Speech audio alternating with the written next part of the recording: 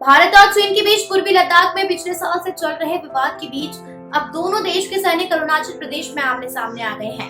अरुणाचल प्रदेश की सीमा पर पिछले हफ्ते भारत और चीन की सेनाओं का आमना सामना हुआ था। वहीं ये क्यों हुआ था, आइए जानते हैं इस खबर में। चीन के सैनिक पेट्रोलिंग के दौरान भारत की जमीन में घुस आए थे, जिसे भारतीय सैनिकों ने खदेड़ दिया।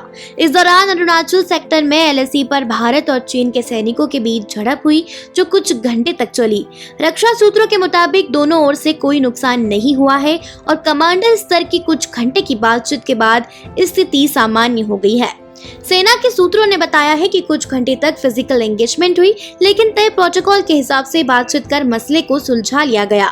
सूत्रों ने कहा कि हादसे के बाद किसी को हिरासत में नहीं लिया गया है, जबकि कुछ रिपोर्ट्स में दावा किया गया है कि चीन के 200 सैनिक भारत की सीमा में घुस आए थे और कुछ देर के लिए भारतीय सेना ने चीनी सैनिकों को हिरासत में ले लिया था। इससे पहले उत्तराखंड के बाराहोती इलाके में चीन की पीपल्स लिबरेशन आर्मी के करीब 100 जवानों ने उत्तराखंड के बाराहोती सेक्टर में एलएसी का उल्लंघन किया था।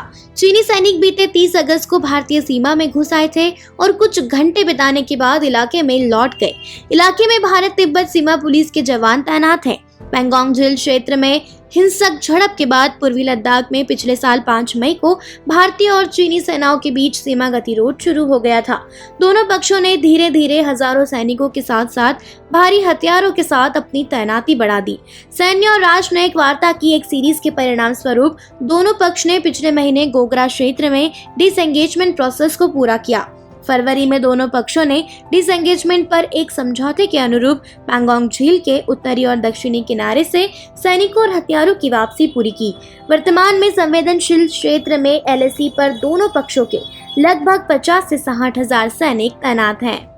देश दुनिया की ऐसी खबरों को जानने के लिए देखते रहें SWB हिंदी। चैनल को सब्सक्राइब जरूर करें, वीडियो को लाइक जरूर करें, कमेंट करें, शेयर करें। ये वीडियो देखने के लिए आप सभी का धन्यवाद।